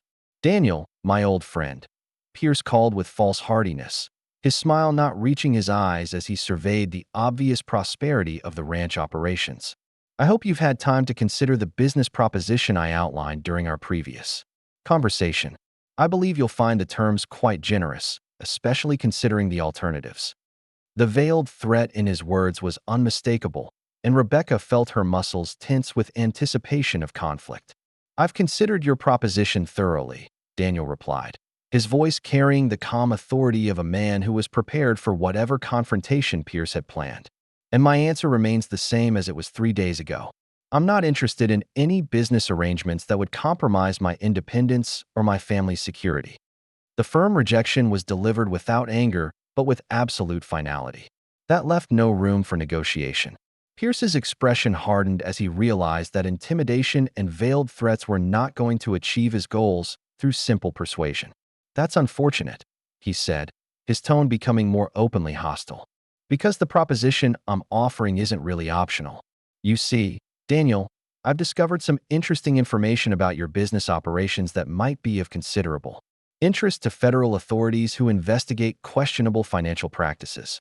The accusation sent a chill through Rebecca as she realized that Pierce was threatening to manufacture evidence of criminal activity that could destroy Daniel's reputation and business empire regardless of its falseness. "What are you talking about?" she demanded, her voice sharp with anger and protective instinct. "My husband has built his success through honest work and legitimate business practices." "Perhaps," Pierce replied with a smile that held no warmth. "But proving that innocence could be quite expensive and time-consuming, especially if certain documents were to surface that suggested otherwise. The federal authorities are quite eager to investigate frontier businessmen who seem to have accumulated wealth too quickly or through insufficiently documented means." Daniel stepped protectively in front of Rebecca, his massive frame radiating controlled violence as he faced the threat to his family's welfare. "Jonathan," he said quietly, his voice carrying a dangerous undertone that made Pierce's companions shift nervously in their saddles, "I think you've seriously miscalculated the situation here. If you believe that threatening my wife and unborn child will convince me to surrender what I've built, you've forgotten what kind of man you're dealing with." "Oh, I remember exactly what kind of man you are," Pierce replied, his confidence apparently unshaken by Daniel's intimidating presence. "You're the kind who puts family welfare above pride or principle, which is exactly why this proposition will work. You have too much to lose to risk a prolonged legal battle that could destroy everything you've created, even if you ultimately prove your innocence." The calculated nature of Pierce's strategy was both impressive and terrifying, demonstrating that he had carefully studied Daniel's character and motivations before launching this attack. Rebecca realized that they were facing an enemy who understood exactly how to exploit Daniel's protective instincts and commitment to family security. "What exactly are you proposing?" Daniel asked, his tone suggesting that he was considering Pierce's offer while actually gathering information about the scope of the threat they faced. "And what guarantees do I have that meeting your demands would actually end your interference in our lives?" Pierce's smile broadened as he sensed that his strategy was beginning to achieve the desired effect. "The arrangement is quite simple," he said. "You transfer a 60% ownership stake in all your Colorado Territory business operations to a partnership that I control, in exchange for which I provide documentation proving that certain irregularities in your financial records were actually the result of bookkeeping errors rather than deliberate fraud." The outrageous nature of the demand revealed the true scope of Pierce's greed and his confidence that Daniel would capitulate rather than risk the destruction of his reputation and business empire. Rebecca felt a surge of fury at the audacity of someone who would threaten her family's welfare for personal enrichment. "And if I refuse your generous offer?" Daniel asked, his voice remaining deceptively calm despite the tension radiating from his body. "Then I'm afraid those documents indicating federal crimes will find their way to the appropriate authorities," Pierce replied with apparent regret, "along with testimony from witnesses who will confirm that they observed suspicious activities during the early days of your business operations. Of course, you would eventually be cleared of all charges, but the damage to your reputation and the cost of legal defense would likely destroy everything you've built here." The threat was comprehensive and carefully planned, designed to exploit every vulnerability in Daniel's situation while providing Pierce with plausible deniability about his own criminal activities. Rebecca realized that they were facing an enemy who had spent considerable time and effort preparing this attack. "Jonathan," Daniel said slowly, his voice taking on a quality that made Rebecca's skin prickle with awareness of suppressed violence. "I think there's something you should understand about the changes that have occurred in my life since our last business association. I'm no longer the desperate young man who was willing to tolerate your manipulation and threats in exchange for access to capital." The warning carried implications that Pierce seemed too confident to recognize, his focus apparently fixed on the financial reward he expected to extract from Daniel's success rather than the personal danger he was creating through his threatening behavior. "I'm also no longer operating alone," Daniel continued, his hand moving to rest protectively on Rebecca's shoulder. "The woman I married brought connections and resources that extend far beyond what you've apparently investigated. If you proceed with your plan to manufacture evidence against me, you'll discover that I have allies who are quite capable of exposing your own criminal activities to authorities who take a very dim view of extortion and fraud." Pierce's confidence faltered slightly as he realized that his intelligence about Daniel's situation might be incomplete, but his greed apparently outweighed his caution. "You're bluffing," he said, though his voice carried less certainty than before. "A mail-order bride from Boston doesn't bring the kind of connections that could threaten someone with my resources and preparation. Perhaps you should have investigated more thoroughly before launching this attack," Rebecca said, her voice carrying the cool authority of someone who had learned to project confidence despite internal fear. "My family's financial difficulties were temporary, but our social and business connections remained intact. When my husband's associates began inquiring about the Whitmore family's activities, they also gathered information about other people who had attempted to damage our reputation through false accusations." The bluff was delivered with such conviction that Pierce's companions began exchanging nervous glances, clearly wondering whether their employer had led them into a more dangerous situation than they had anticipated. Rebecca felt a surge of satisfaction at their obvious discomfort, even as she recognized that their nervousness might make them more likely to resort to violence. "You're both lying," Pierce declared, but his voice carried less conviction than before. "I've spent months planning this operation, and I know exactly what resources you have available. You'll transfer the ownership stakes I've demanded, or you'll face the consequences of refusing my generous offer." Daniel's response was swift and decisive, his massive hand closing around Pierce's coat and lifting the smaller man clear off the ground with shocking ease. "Jonathan," he said conversationally, his voice remaining calm despite the obvious display of physical dominance, "I believe our conversation has reached its natural conclusion. You and your companions are going to leave my property immediately, and you're never going to return or contact my family again." The demonstration of Daniel's physical capabilities had an immediate effect on Pierce's companions, who began reaching for weapons while clearly reconsidering the wisdom of their employer's strategy. Rebecca realized that the situation was about to escalate into violence that could endanger her unborn child regardless of who emerged victorious. "Daniel," she said quietly, her voice carrying the authority of a woman who expected to be obeyed, "I think our guests should know that Sheriff Hayes is expected here within the hour to discuss security arrangements for the upcoming community celebration. It would be unfortunate if he arrived to find that visitors had overstayed their welcome or caused any disturbances on our property."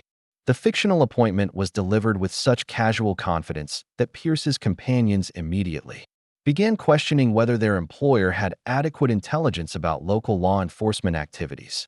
Rebecca could see doubt spreading through the group as they realized that their carefully planned intimidation might be walking them into a trap rather than guaranteeing their success. Pierce himself seemed torn between fury at his plan's apparent failure and fear of the physical retaliation that Daniel's grip on his coat made immediately possible. "This isn't over," he managed to say despite his compromised position. "You can't threaten me with violence and expect me to simply abandon legitimate business claims." "I'm not threatening you with violence," Daniel replied reasonably, setting Pierce back on his feet with careful control. "I'm simply demonstrating that your assumption about my willingness to be intimidated was incorrect. As for your business claims, I suggest you present them to appropriate legal authorities if you believe they have merit. I'm confident that any investigation will confirm the legitimacy of my operations and the fraudulent nature of your accusations." The calm confidence in Daniel's response seemed to convince Pierce that his strategy had indeed failed, and Rebecca could see him calculating whether continued confrontation was worth the risks it would create. "Very well," he said finally, his voice tight with suppressed rage. "But don't assume that this setback represents the end of my interest in recovering what I consider my rightful share of operations that were built using my capital. Your capital was repaid in full, with interest, 8 years ago," Daniel replied matter-of-factly.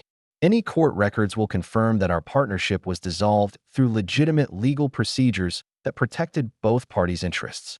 If you choose to pursue this matter through proper legal channels, I welcome the opportunity to document the frivolous nature of your claims." Pierce's companions were already mounting their horses, clearly eager to leave before the situation deteriorated further or before the sheriff's fictional appointment became an actual law enforcement presence. "This discussion will continue at a more appropriate time and place," Pierce declared, attempting to maintain some dignity despite his obvious defeat. "No, it won't," Daniel said firmly.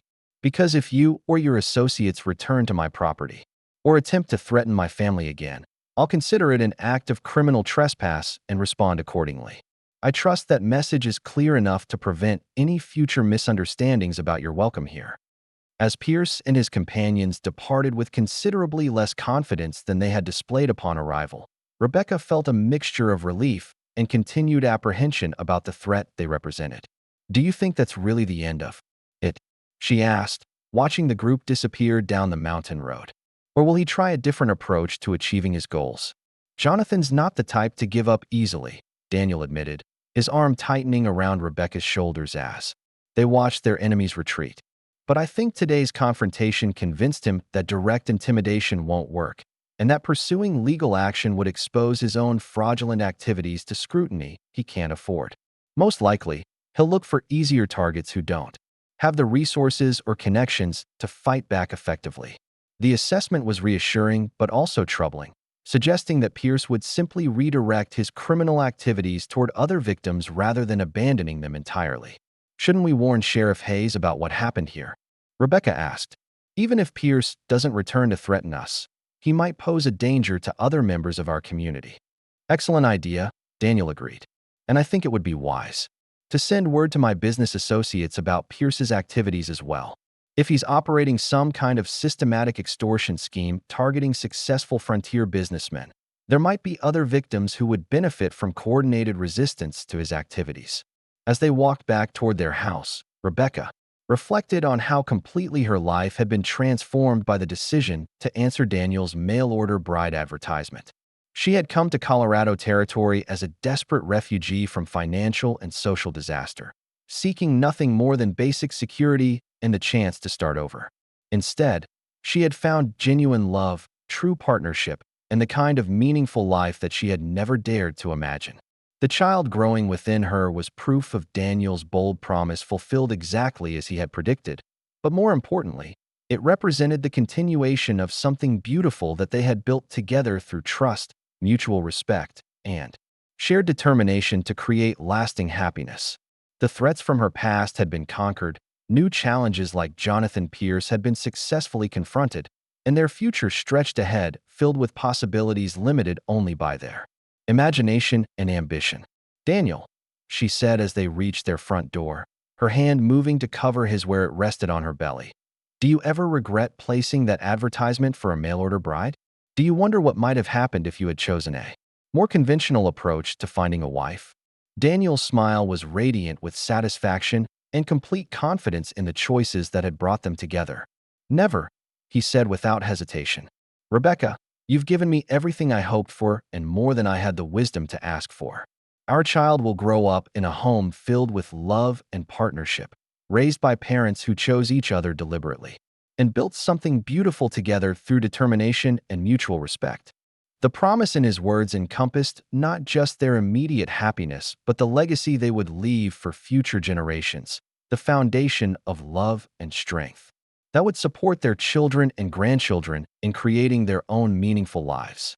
As Rebecca settled into Daniel's embrace on the porch of their mountain home, she felt profound gratitude for the desperate circumstances that had driven her to take the greatest risk of her life.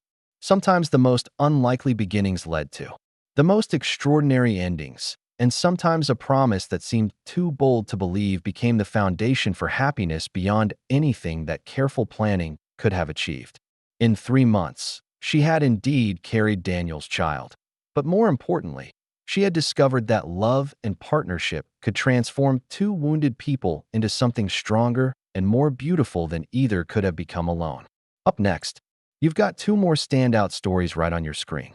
If this one hit the mark, you won't want to pass these up. Just click and check them out.